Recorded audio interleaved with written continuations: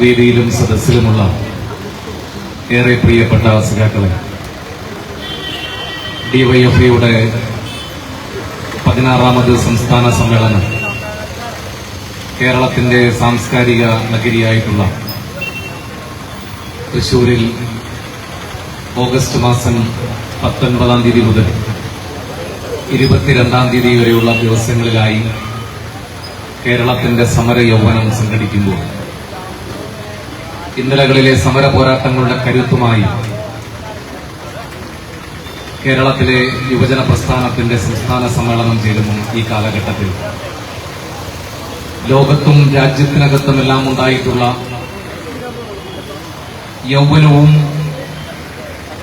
മനുഷ്യരാശിയുമെല്ലാം നേരിടുന്ന എല്ലാ തരത്തിലുള്ള പ്രശ്നങ്ങളെയും അതിന്റെ ഭാഗമായി മാറിയ ഒരു യുവജന പ്രസ്ഥാനമാണ് തൃശൂരിൽ സമ്മേളിക്കുന്നത്.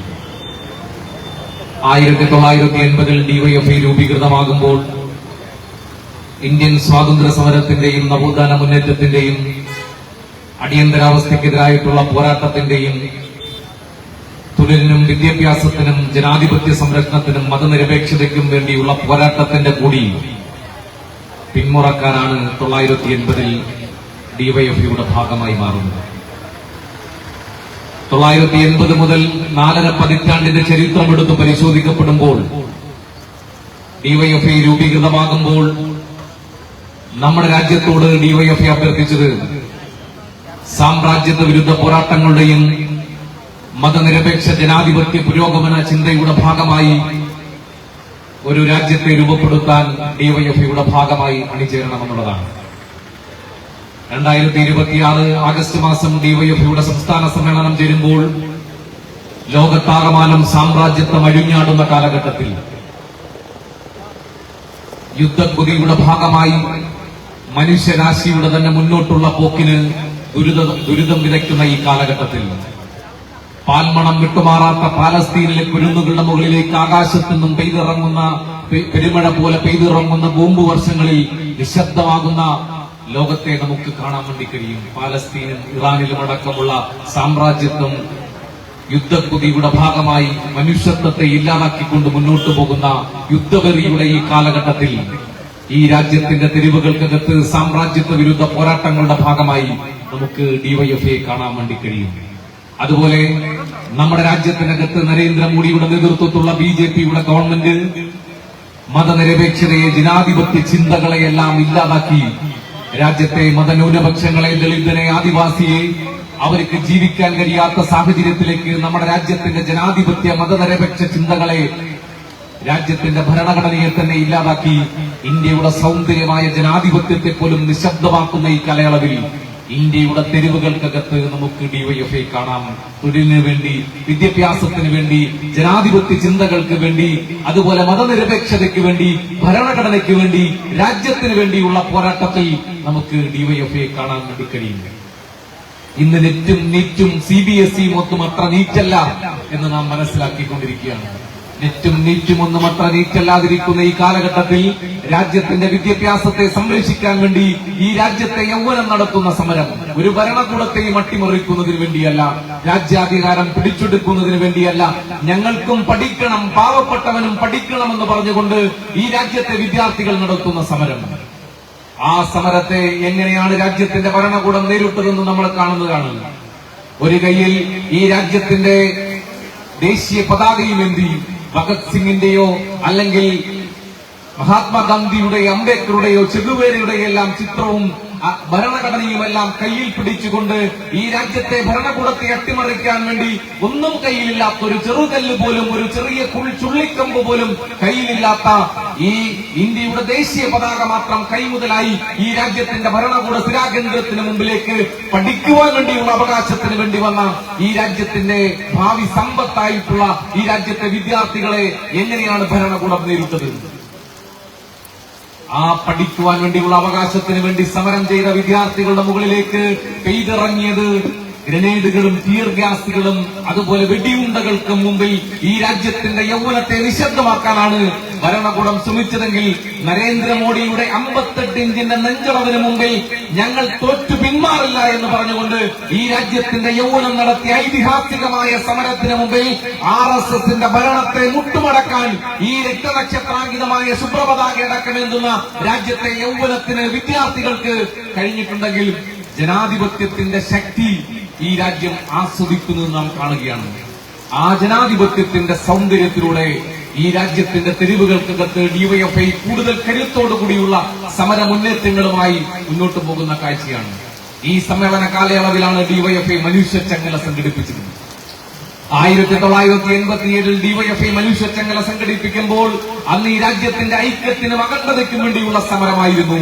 1987 ആഗസ്റ്റ് മാസം 15-ാം തീയതി സപ്തഭാഷകളുടെ സംഗമഭൂമിയായ കാസർഗോഡ് നിന്നും ഈ കേരളത്തിന്റെ നവോത്ഥാന മുന്നേറ്റങ്ങളുടെ സ്വാതന്ത്ര്യ സമര പ്രക്ഷോഭത്തിന്റെ ജനാധിപത്യത്തിന്റെ തൊഴിലാളി വർഗത്തിന്റെ അവകാശത്തിന് വേണ്ടി നിരവധിയായ സമരങ്ങൾ നടന്ന കേരളത്തിന്റെ തലസ്ഥാനമായ തിരുവനന്തപുരത്തേക്ക് കേരളത്തിലെ ഡിവൈഎഫ്ഐ ഒരു ശരീരവും ഒരു മനസ്സുമായി മാറിക്കൊണ്ട് ഐതിഹാസികമായ സമരം 1987 ആഗസ്റ്റ് മാസം 15-ാം തീയതി സംഘടിപ്പിച്ചപ്പോൾ അത് രാജ്യത്തിന്റെയും ലോകത്തിന്റെയും തന്നെ യുവജന സമര ചരിത്രത്തിൽ പുതിയൊരു അധ്യായം കുറിക്കുകയായിരുന്നു. ഇന്ന് വീണ്ടും ഈ സമ്മേളന കാലയളവിൽ ഡിവൈഎഫ്ഐ മനുഷ്യച്ചങ്ങല സംഘടിപ്പിച്ചത് രാജ്യത്തിന്റെ തൊഴിലിനു വേണ്ടിയായിരുന്നു. കേരളത്തോടുള്ള കേന്ദ്ര അവഗണനയ്ക്കെതിരായിരുന്നു. റെയിൽവേ ദുരിതപൂർണമാക്കുന്ന യാത്ര ദുരിതങ്ങൾക്കെതിരായിട്ടായിരുന്നു.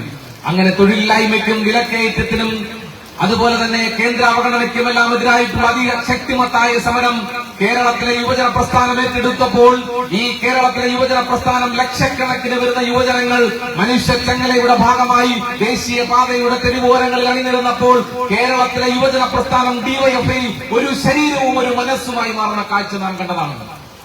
ആ സമരത്തിന് ഐക്യദാർഢ്യം പ്രഖ്യാപിച്ചുകൊണ്ട് ആ സമരത്തിന്റെ ഭാഗമായി മാറാൻ 1987 മനുഷ്യച്ചങ്ങലയിൽ പങ്കെടുത്ത ആളുകൾ, ഈ യുവജന പ്രസ്ഥാനത്തെ ഹൃദയത്തോടെ ചേർത്തു പിടിക്കുന്ന മനുഷ്യർ റോഡിന് അഭിമുഖമായി അണിചേരുന്നപ്പോൾ മനുഷ്യച്ചങ്ങല അക്ഷരാർത്ഥത്തിൽ ഒരു മനുഷ്യക്കടലായി മാറുന്നത് നാം കണ്ടതാണ്.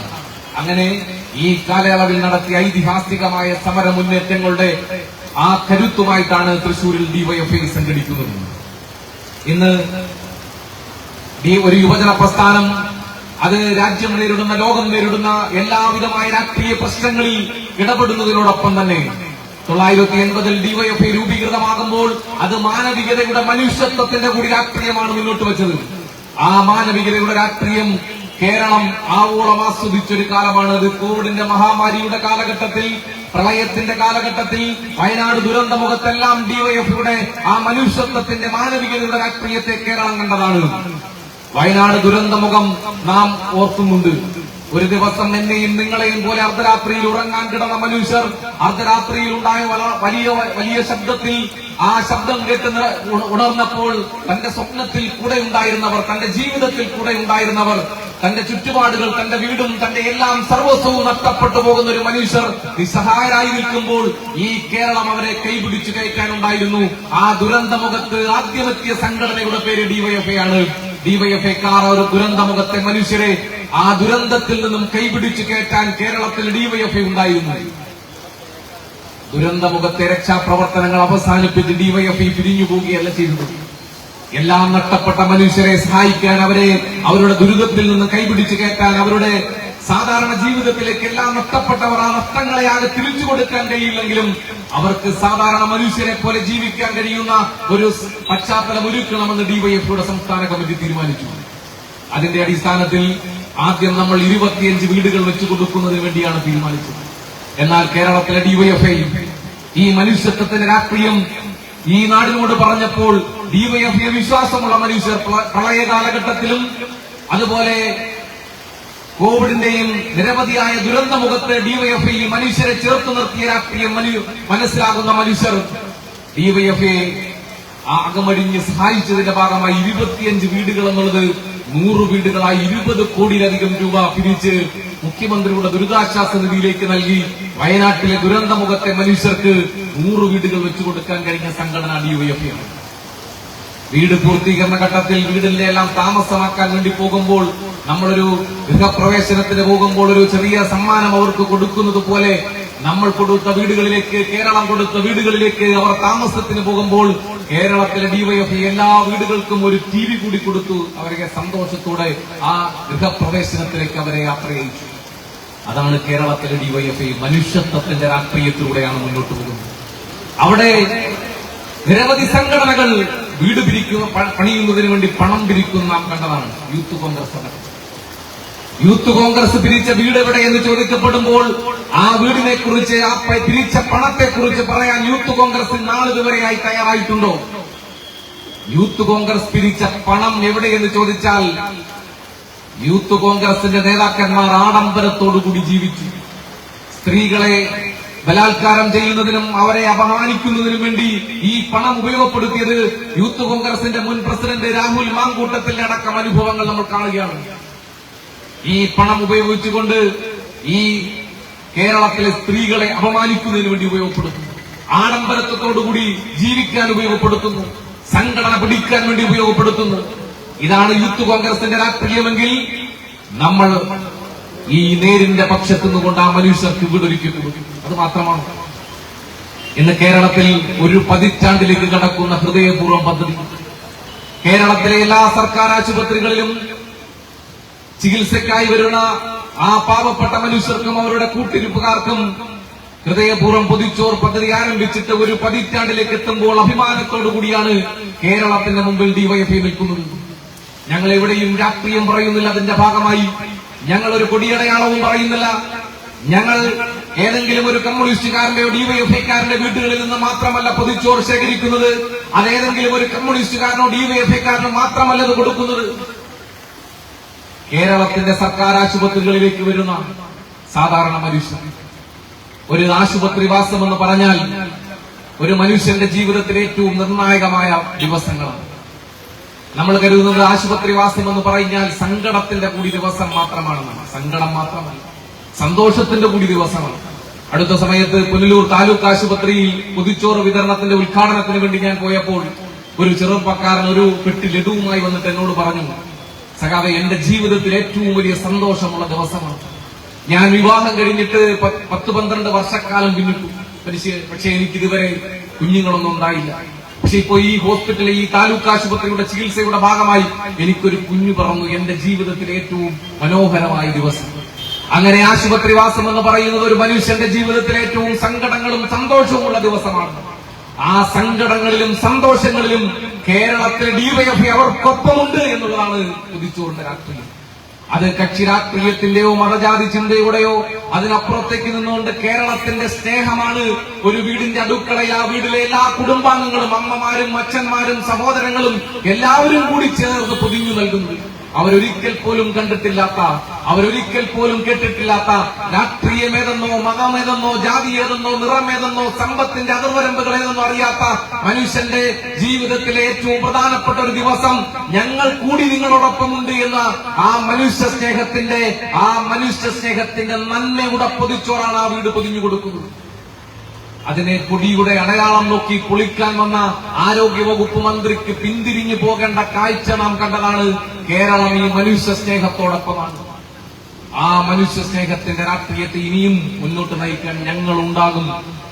ഞങ്ങൾ കൂടുതൽ കരുത്തോടുകൂടി മുന്നോട്ട് പോകാൻ, ഇന്നലകളിലെ സമര സംഘടനാ പ്രവർത്തനത്തെ പരിശോധിക്കാൻ, നാളെയിൽ കൂടുതൽ കരുത്തോടുകൂടി മുന്നോട്ട് പോകാനുള്ള രാഷ്ട്രീയത്തിന്റെയും അതുപോലെ തന്നെ എല്ലാവിധമായിട്ടുള്ള മനുഷ്യത്വത്തിന്റെയും മാനവികതയുടെയും അതുപോലെ ജീവകാരുണ്യ പ്രവർത്തനത്തിന്റെയും സാമൂഹിക സാംസ്കാരിക മേഖലകളുടെ ഇടപെടലിന്റെ കൂടി ഭാഗമായി കൂടുതൽ കരുത്തോടുകൂടി ഡിവൈഎഫ്ഐക്ക് മുന്നോട്ട് പോകാൻ തൃശൂർ സമ്മേളനം നമുക്ക് കരുത്തു പകരും.